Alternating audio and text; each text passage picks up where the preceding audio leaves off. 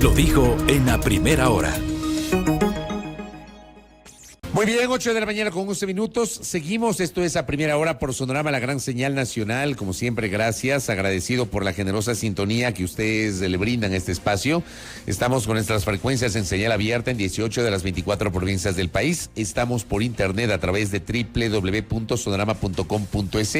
Estamos transmitiendo digitalmente a través de nuestras plataformas, en Facebook, nuestra fanpage de Radio Sonorama, en YouTube, nuestro canal de YouTube que se llama Sonorama TV. Gracias por la interacción, por los comentarios, por las críticas también. Siempre es importante leerles y saber que están en sintonía de este espacio.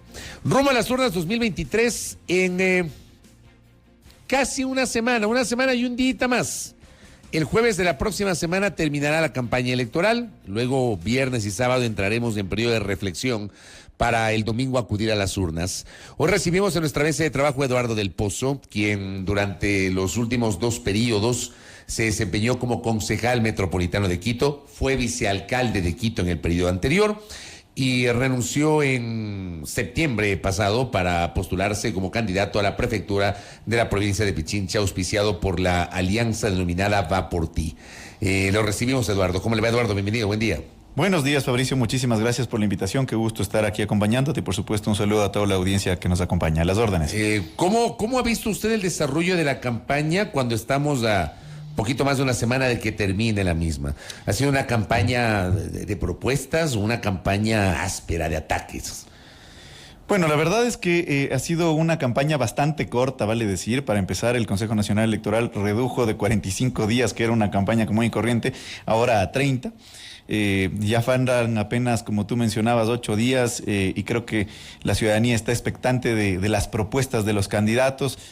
La connotación de lo que ha sucedido en estos pocos días de campaña, en estos 20 y piquito de días, ha estado circunscrito bastante en los ataques, en la guerra sucia. Yo lo denunciaba ayer en las redes sociales, no lo denunciaba, me pronunciaba, digamos, en las redes sociales sobre los distintos ataques de los troll centers con respecto a mí, a mi familia en particular.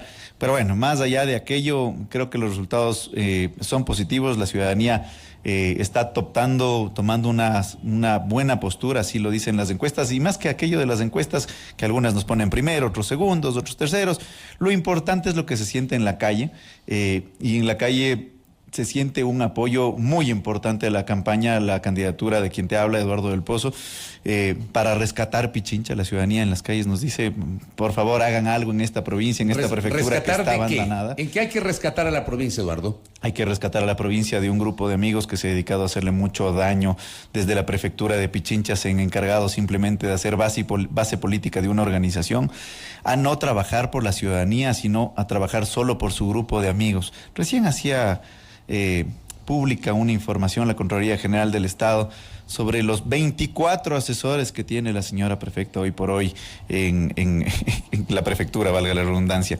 Y eso es una demostración sencillita de los muchísimos casos que existen cuando uno indaga sobre lo que sucede en esta institución de la prefectura y quiénes están involucrados o cómo se maneja a diestra y siniestra lo que sucede en la prefectura. Y la gente lo ve y lo siente, y ve que efectivamente no existen obras alrededor de toda la provincia, las vías que están a cargo de la prefectura totalmente abandonadas, en desidia, llenas de baches, llenas de huecos, sin iluminación, llenas de inseguridad, la productividad sin un norte, no existe una estrategia turística, no existe una estrategia de desarrollo por parte de la prefectura. Entonces, la gente nos dice, si es que continúa como está, mejor que desaparezca esta institución, porque lo único que hace es cobrarnos impuestos. Refiriéndose al impuesto de los $18 que nos impuso la señora Pavón, ¿no es cierto? Y impuesto que yo me he comprometido a eliminar en los primeros días de mi gestión como prefecto. Ese es el sentimiento que se siente en las calles de la provincia cuando recorremos los 8 cantones, y la verdad es que la gente nos dice con mucha ilusión, vean, por Dios, vayan y rescaten esta institución que está abandonada, que antes funcionaba muy bien, pero que ahora no funciona para nada. Quiero pedir algunas precisiones sobre esta primera exposición que ha hecho Eduardo del Pozo. La primera, usted señala que hoy la prefectura es de alguna manera la base de una organización política. ¿Usted tiene certezas de eso, de que la prefectura está siendo utilizada con fines político-partidistas y no en su gestión como gobierno de la provincia? Sí. ¿Qué tipo de certezas tiene, Eduardo? Bastantes. Por ejemplo, la construcción del famoso mural de $500,000 que muchísimos hemos criticado es uno de los varios contratos que tiene el señor Pavel Lewis, no es el único. La lista de asesores que tiene la prefectura está llena de amigos familiares de los señores asambleístas de una organización política, de la Revolución Ciudadana, quienes ahora están a cargo de, por ejemplo, Pichincha Comunicaciones, pues han convertido en ese medio de comunicación realmente en un bastión ideológico y crítico de absolutamente todo, y solo defienden al correísmo, un medio de comunicación que debería ser comunitario, que debería ser realmente ciudadano, perteneciente a una institución pública, es decir, de la ciudadanía, pues ahora es base de una organización política, y así podría seguir ahondando los distintos temas, pero básicamente se han dedicado a defender a una tesis, una ideología y a una agrupación política, y no a hacer una gestión pública. Otro ejemplo, por ejemplo, son las manifestaciones, los apoyos clarísimos que ha dado la prefectura de Pichincha con los recursos institucionales, personal, apoyo y demás, ¿no es cierto?, a paralizaciones como la de octubre del 19, la de junio del 2022, que hacen más que palpable y evidente la connotación política e ideológica que se tiene. Y por el contrario, tú comienzas a revisar qué es lo que se han hecho en obras, cuál es la obra emblemática que deja esta prefectura, y no existe. No hay obras, no hay atención a los ciudadanos. Las ejecuciones de los presupuestos son paupérrimas, por lo menos decir. Entonces, está en una crisis constante esta prefectura de Pichincha, y por eso es que es necesaria que la saquemos de este embrollo tan complicado en el que ha caído, y le demos un norte para impulsar el desarrollo, para impulsar la seguridad, que es un tema coyuntural que necesitamos trabajar entre todos, para generar una estrategia de turismo, una estrategia de desarrollo productivo, impulsar la vialidad, tanto de las vías principales que nos conectan con otras provincias y intercantonales también, por supuesto, como las vías de la ruralidad profunda que están totalmente abandonadas. Y ese es el plan que nosotros hemos generado para poder rescatar una provincia que tiene mucho por hacer. Ya vamos a profundizar en ese plan. Usted decía también que se compromete a eliminar la tasa de $18 por el tema vehicular que anualmente cobra la prefectura, que comenzó a cobrarla justamente el año anterior. Yo le hice esa pregunta a la prefecta Pavón hace algunas semanas, y ella decía que esa tasa, que primero existe en la mayor parte de prefecturas, en la mayor parte de provincias, 1, y 2, sirve para contribuir a financiar el presupuesto de la prefectura en los temas viales. Si usted elimina la tasa, ¿qué va a pasar entonces? ¿Cómo va a financiar usted las obras viales de la prefectura? Mira, las ironías de la vida. Mientras creaban este impuesto, esta tasa de $18, algunos pagan hasta 22, dependiendo del tipo de vehículo, tú revisas en el año 2021, año que se creó esta tasa, los niveles de ejecución presupuestaria en temas de movilidad, y no llegaron ni al 40% de lo que ellos mismos planificaron, mi estimado Fabricio. Significa que, ¿para qué pido yo más contribuciones y más impuestos al ciudadano si no lo que tengo puedo gastar? Por ineficiencia, por faltas administrativas, por fallas jurídicas, por falta de liderazgo, por falta de visión. Ni siquiera la plata que tienen en materia de movilidad alcanzaron a gastar. ¿Para qué pides más plata si la que tienes no gastas? Para empezar. Y si es que analizas los niveles de ejecución de los 4 años de esta administración, son un completo desastre en todos los ámbitos. Pero puntualmente el tema de movilidad, no llegaron ni al 40%. Y eso, mientras que el argumento para poder decir que nos ponían este impuesto de $18 era que no tenían recursos para invertir en las vías de la ruralidad. Pero ojo, mientras tanto construían ese mural de $500,000 y gastaban $500,000 en el adecuamiento, pintura y cambio de plantas de la Plaza de la República, ¿no es cierto? Y también gastaban $100,000, porque esto es reciencito, $100,000 en una encuestadora para avanzar en época electoral, a ver qué opinan sobre la prefectura de Pichincha.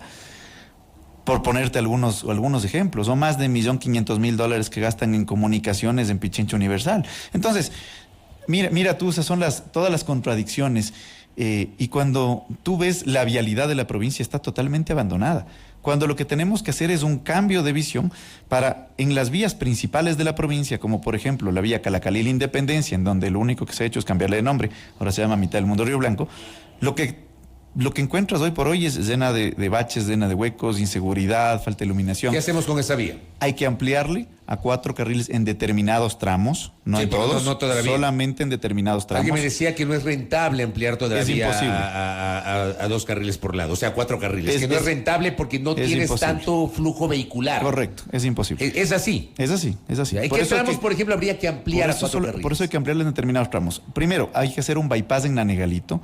Esta ampliación en algunos Ahí hay un cuello de tramos- botella que se hace. Claro, correcto. Hay que hacer este bypass que es indispensable. Luego hay que hacer ampliaciones en los tramos donde más flujo vehicular existe y estos trancones se generan haciendo ampliaciones, ¿no es cierto? Fuera de la calzada, digámoslo así. Y también hay que construir 2 vías paralelas a este eje que conecta Esmeraldas con Pichincha, que son la vía que va desde Pedro Vicente Maldonado hacia la Sexta, una vía que está ya muy cerca de Quinindé, ¿no es cierto? Que solamente este tramo nos ahorraría aproximadamente 30 minutos en el traslado de Pichincha hacia Esmeraldas y viceversa. También la construcción de una vía anhelada por el sur de la capital, que es la vía que nace desde la Mariscal Sucre, llega hasta la parroquia rural de Yoa y después se interconecta muy cerca de la parroquia de Mindo a la Calacalil Independencia. Una obra que va a disminuir los tiempos de traslado, que hoy son 2 horas desde el sur de la capital hasta ese punto, van a demorarse 30 minutos apenas. Entonces, todas estas vías es imposible construirla con los recursos propios de la prefectura de Pichincha. Porque no alcanza. No alcanza. Es imposible. Quien te diga eso te está mintiendo. Esa hay que construirla con recursos Del sector privado. del sector privado. Alianzas público-privadas. Alianzas Lo público-privadas. que antes se llamaba concesiones, Sí, y hoy se correcto. llama alianzas Y no hay que público-privadas. tenerle miedo. Lo que hay que hacer es hacer flujos financieros adecuados, correctos, para que esos peajes tengan un valor socialmente responsable y asequible a la ciudadanía y El al sector modelo, donde el se modelo involucra. sería conceptualmente similar al de la Panamericana o al de las carreteras de la provincia del Guayas que están concesionadas al sector privado. Correcto. Cuando tú vas por esas vías, no te duele pagar $1 de peaje porque tienes servicios, la vía es de primera, está iluminada, no hay ningún inconveniente y circulas tranquilamente. Y eso es lo que debe suceder en las vías de la provincia, porque pensar que con los recursos que se tienen en la prefectura de Pichincha vas a poder hacer todo es imposible. No se puede, es imposible aquello. Lo mismo sucederá, por ejemplo, con la vía Intervalles, ¿no es cierto? La vía Intervalles requiere ampliaciones en determinados tramos donde asimismo se generan trancones vehiculares a horas importantes, en donde se está cobrando un peaje. Entonces el concepto del cómo se está utilizando hoy por hoy el peaje está equivocado. El peaje se tiene que cobrar para ser repago de una inversión privada que hizo una ampliación de la vía. Significa entonces que primero hay que hacer la ampliación de la vía y después poner el cobro de un peaje para que a largo plazo recupere la inversión el empresario que hizo el trabajo y que invirtió sus recursos en una infraestructura vial.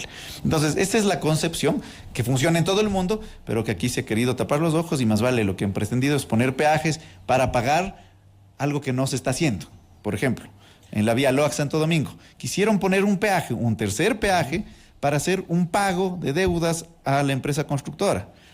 Entonces, eso está mal, eso está equivocado. El concepto de poner peaje, y por eso la ciudadanía saltó y no lo dejó.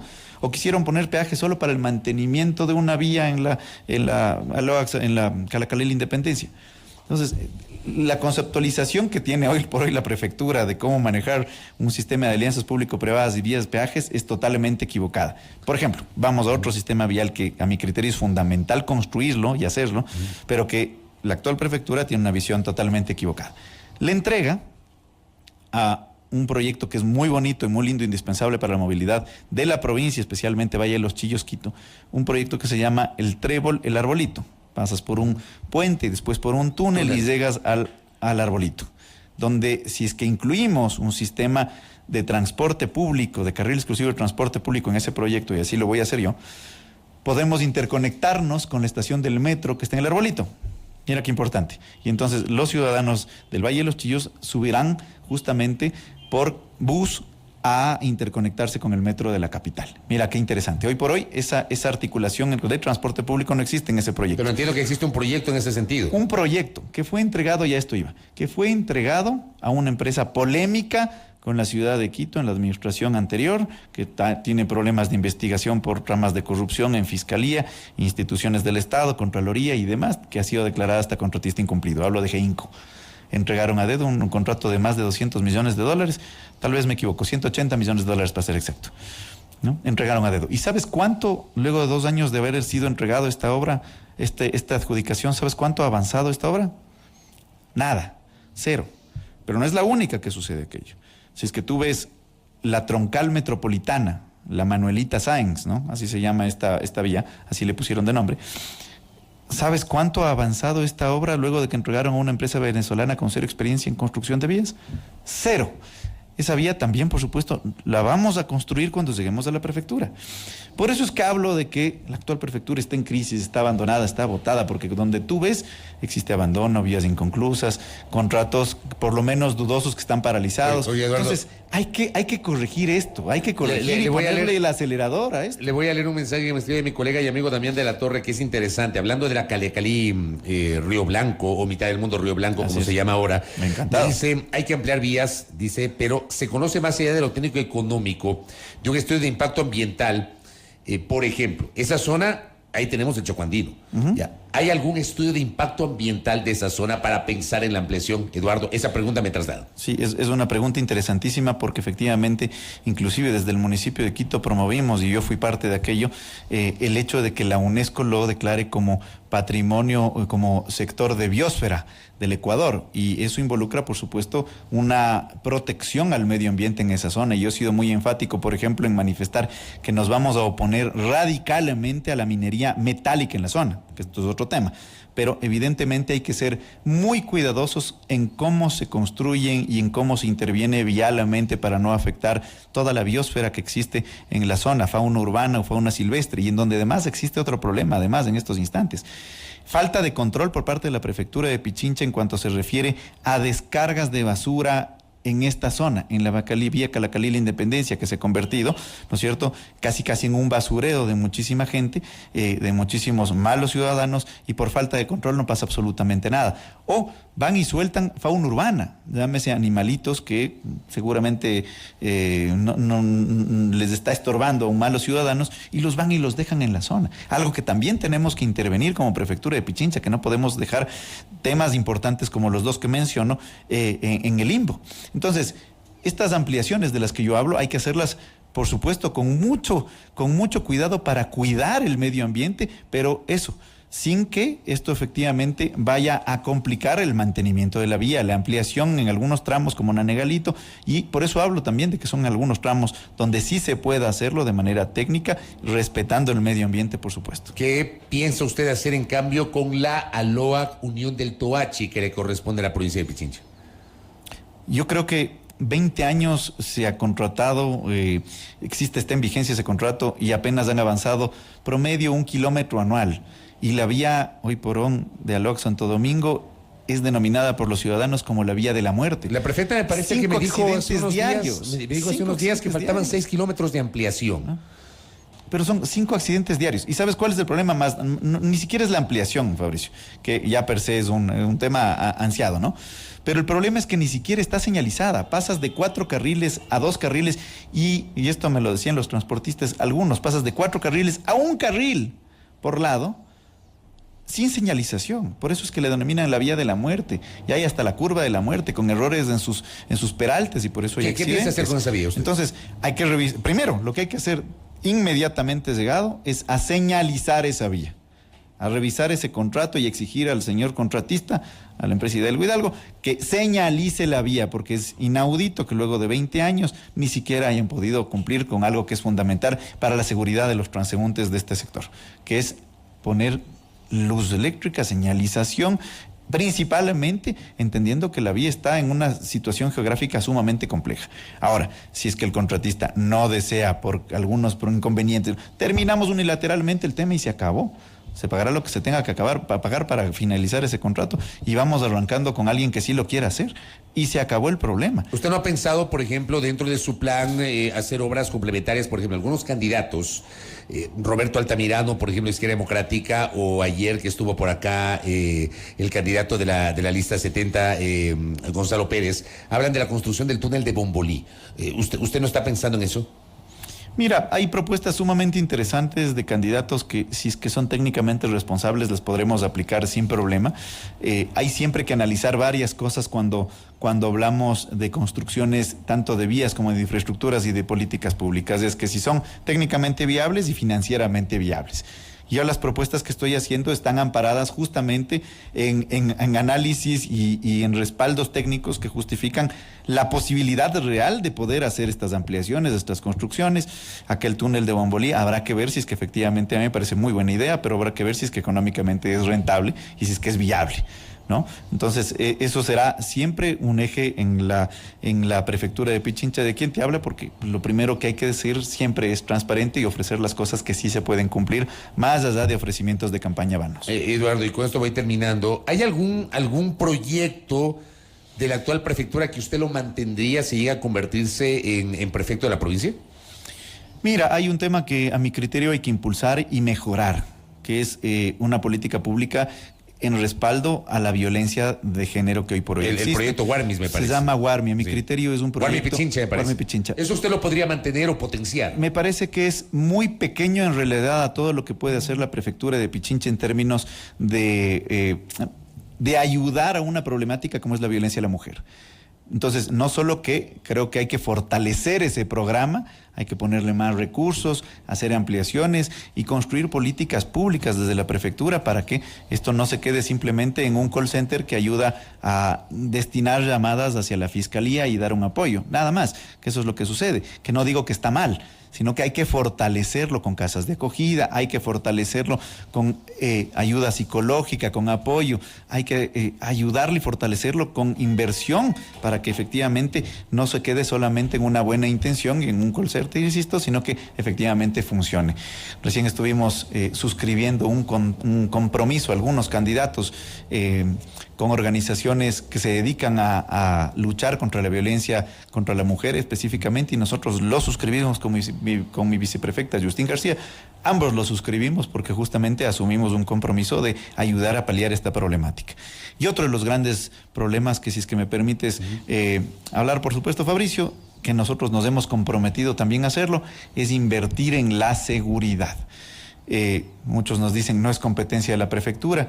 Yo revisado como abogado que soy la norma, pues el COTAD artículo 41 expresamente nos dispone que tenemos la obligación de generar un plan integral de seguridad y convivencia ciudadana. Así lo haremos, articulando con Policía Nacional, los 8 alcaldes y los 53 presidentes de los GATS parroquiales, e invertiremos en infraestructura tecnológica que nos permita blindar a la provincia de Pichincha, principalmente en las vías de la provincia de Pichincha, para evitar, por ejemplo, que vehículos robados o asaltados ingresen o salgan de la provincia sin que las autoridades competentes nos enteremos de quienes están entrando y saliendo de la provincia. Lo mismo con sistemas de videovigilancia en zonas rojas o zonas álgidas, lo mismo haremos con los barrios con los que trabajaremos álgidamente para lograr y conseguir que tengan alarmas comunitarias, sistemas de videovigilancia que ayuden de una u otra manera a acabar con esta inseguridad que tanto nos está haciendo daño. Porque hablábamos, por ejemplo, del impulso que queremos darle al turismo, extraordinario, pero sin seguridad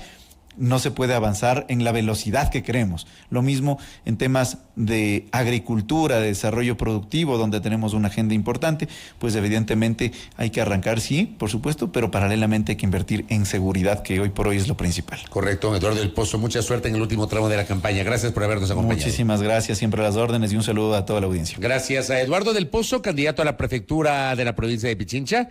Aquí en A Primera Hora, él es auspiciado por la alianza denominada Va por Ti y su organización política, el movimiento Creando Oportunidades CRE. Primera Plana, todas las noticias, todas las voces.